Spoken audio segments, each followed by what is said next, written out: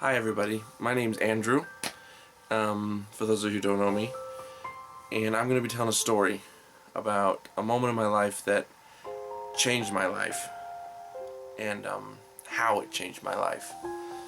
So just to get started, one of my friends told me I should tell this story, or make a video of it, because they feel like, and I also feel like, especially here in Utah, and there are a lot of people that might be going through what I went through. So just to get started, I am a member of the Church of Jesus Christ of Latter-day Saints, or the Mormon Church, and especially here in Utah and in Utah Valley, which is like Provo, Orem,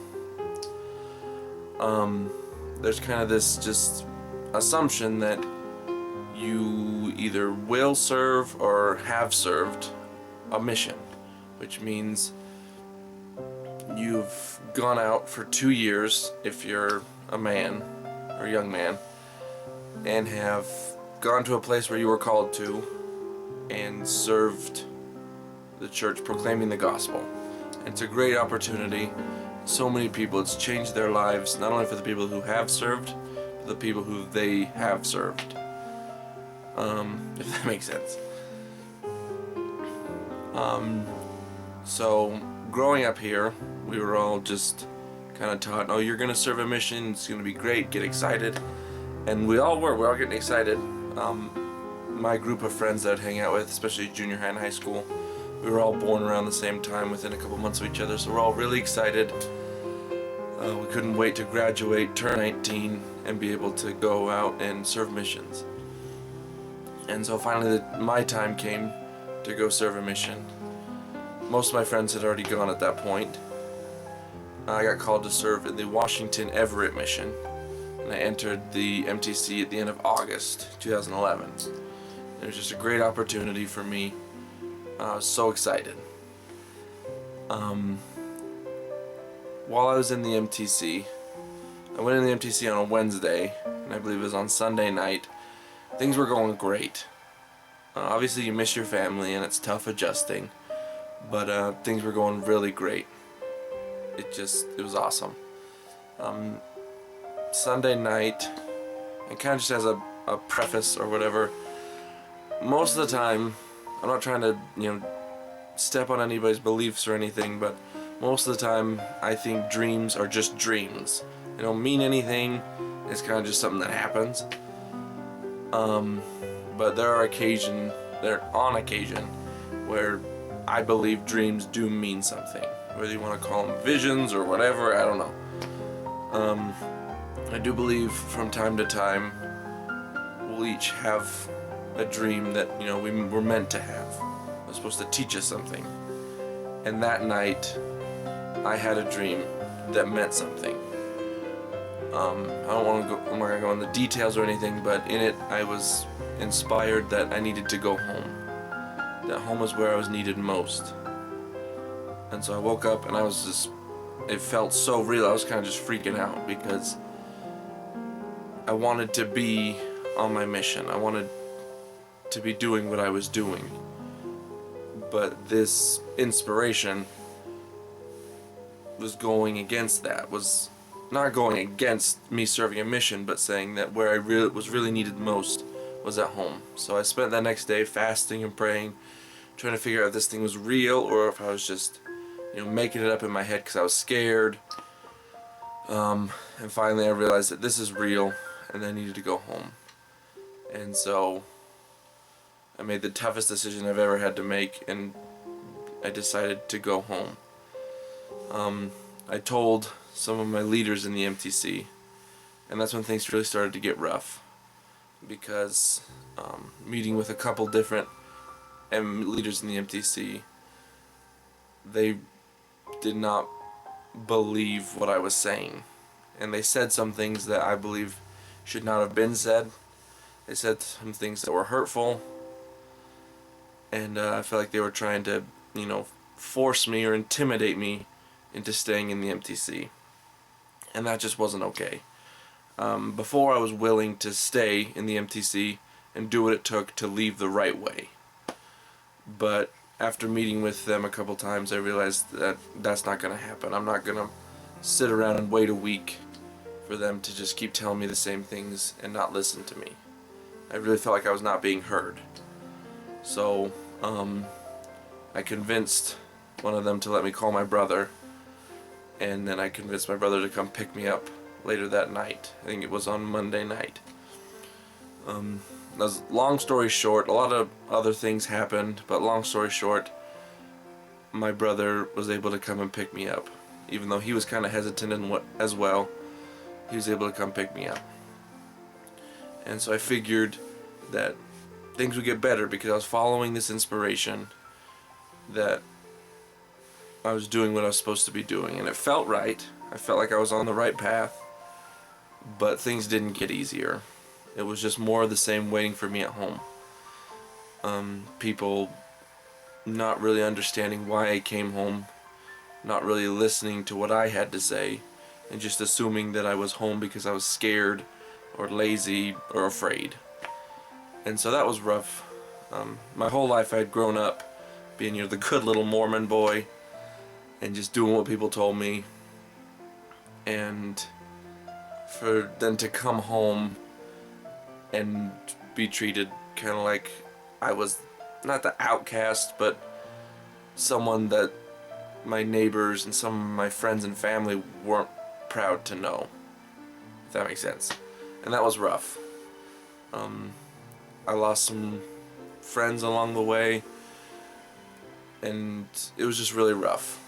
A lot of my relationships in my family and my neighborhood were strained just because people didn't understand. And I feel like it just shouldn't be that way, but it is that way, especially here in Utah, and especially here in Utah Valley. For a lot of people, it's just clear cut, black and white. Either you do this or you don't do this, and that's just the way it is. Well, that's not the way it is. It's not just clear cut. You do this, you're happy. You don't do this, and you're not going to be happy. Over the last 2.5 years, since I've come home from the MTC, I've had to do a lot of soul searching outside of the church because I kind of felt ostracized a little bit from the church. I didn't go inactive. I didn't, become anti-Mormon or hate the church or hate its members. I just felt like I had to distance myself for a while because when I'd go to church, I didn't feel the spirit of love that I normally felt. I felt a lot of time that people were judging me, and that just that's not what church should feel like. You should feel like you're going to a place where, you feel the spirit of love and camaraderie. So I had to kind of, continue, because I'm a really religious guy. I believe in spiritual things. That's just how I've always been. So I had to kind of continue my own spiritual journey, so to speak, outside of the church, just really like on my own. And so, over the last 2.5 years of doing that, I've learned a lot of things. And one of the things I've learned is everyone has their own path. There's not just one clear set of rules that you can just check off and say, you know what, I lived a successful life, I did what I was supposed to do, boom. That's not the way it works. Everyone has their own path. Everyone has different things that they're meant to deal with. For some people it's losing a family member, or it's going through financial struggles, or dealing with a disease. For me, one of the big things, and I'm only 21, 22, so I've got a lot of struggles ahead, but so far my path has involved me going home for my mission, going home from the MTC. And I believe that was what was meant to happen, because I learned things that I could not have learned anywhere else. I'm making this video, like I said at the beginning, because I'm afraid that there's a lot of people, a lot of young men going through what I'm going through. Possibly young women too, or people, adults grown up who have gone through this for a good chunk of their life.